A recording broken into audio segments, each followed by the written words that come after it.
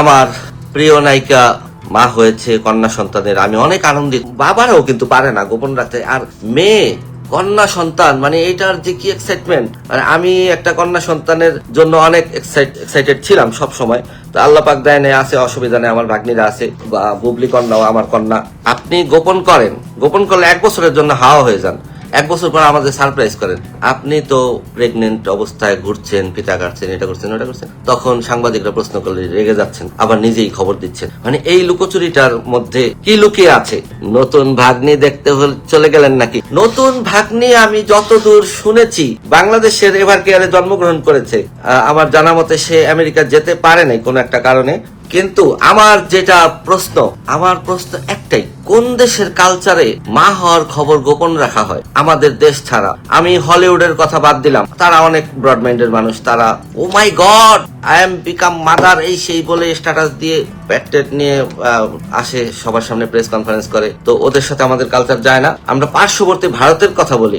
ভারতের শীর্ষ নায়িকা যে যারা নায়ক বিয়ে করছে, হিরো বিয়ে করছে যারা, যেমন ঐশ্বরিয়া রায় অভিষেক বচ্চনকে বিয়ে করছে, কাজল অজয় দেবগনকে বিয়ে করছে, তারপরে আরো একটু বলেন, মনে করা যায় আমাকে, ক্যাটরিনা কাইফ ভিকি কৌশলকে বিয়ে করছে, তারপরে আপনার ওই যে দীপিকা বিয়ে করছে রণবীর সিংকে, বা মানে এরা সবাই প্রতিষ্ঠিত নায়ক নায়িকা, এবং এদের কাউকে আমি দেখিনি কখনো যে আমার চোখে পড়ে নাই যে আমরা একবারে মা হওয়ার পর ধুম করে জানতে পারছি যে এরা মা বাবা হয়েছে। এরা সবাই স্ট্যাটাস দিত, সবাই জানিয়ে দিত যে আমরা মা হচ্ছি, বাবা হচ্ছি, বা পেট নিয়ে প্রেস কনফারেন্স করতো।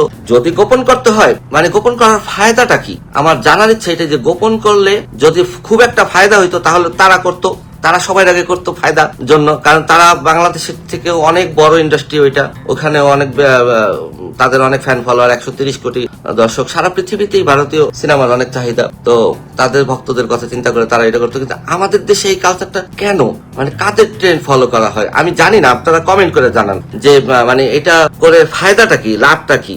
হইলে তো তারাও করতো, তাই না? ক্লিয়ার করে না? হ্যাঁ, মেগাস্টার ক্লিয়ার করবে, অবশ্যই করবে। সে তার দিক থেকে সে একটা চিন্তা ভাবনা করে রাখছে, অবশ্যই তার ক্লিয়ারেন্স ছাড়া তো আর নায়িকা পোস্ট করেনি, মানে তার নামটাই তো ব্যবহার করছে, সেটা অবশ্যই সে করবে।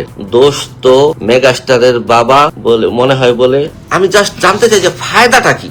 তো বাংলাদেশেই তো থাকতে, আপনি তো জানেন মনে হয় আমি বাংলাদেশে নাই এখন। মিষ্টি তো খাওয়ানো উচিত। আমি তো সব সময় ফেসবুকে জিলাপি বিতরণ করতাম, পোস্ট দিতাম, আরে আমার যে কি গালাগালি করতো মানুষজন। দিদির জন্য খারাপ লাগছে না, দিদির জন্য খারাপ লাগার কি আছে? দিদির সাথে তো তার রিলেশন নাই, তার সাথে তো ডিভোর্স হয়ে গেছে। এখন ডিভোর্সের পরে দিদিও যা খুশি করতে পারে, উনিও যা খুশি করতে পারে, মানে আইনে বাধা নাই, ধর্মেও বাধা নাই। দিদির জন্য খারাপ লাগার কিছু নেই, দিদি সিলমুড়ে আছে।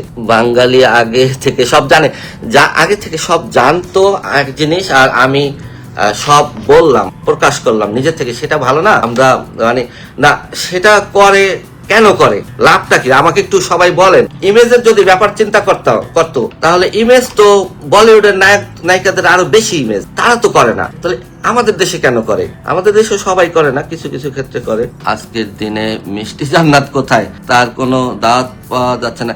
হ্যাঁ, মিষ্টি জান্নাত তো আসলে একটা পোস্ট আশা করেছিলাম তার কাছে, হয়তো সে মিষ্টি জান্নাত পোস্ট দিবে। ক্যামেলিয়া নিশান আমেরিকায় অনেকেই যেতে পারছে না। আমেরিকার অবস্থা এখন মানে আমরা তো জানি, একটু ভিসা একটু সবার জন্য একটু ক্রাইসিস, হয়তো কোন একটা ভিসা ইস্যুর জন্য যেতে পারেনি। পারলে তো অবশ্যই যেত, না যাওয়ার তো কোনো যুক্তি কথা নাই, যেতে পারলে অবশ্যই যেত। কিন্তু এভার কেয়ার হয়েছে এটা আমি জানি যতদূর, সেটা যেখানেই হোক, সুস্থ হয়েছে, বাচ্চা সুস্থ আছে, মা সুস্থ থাকুক, দোয়া করি, এটাই বড় কথা।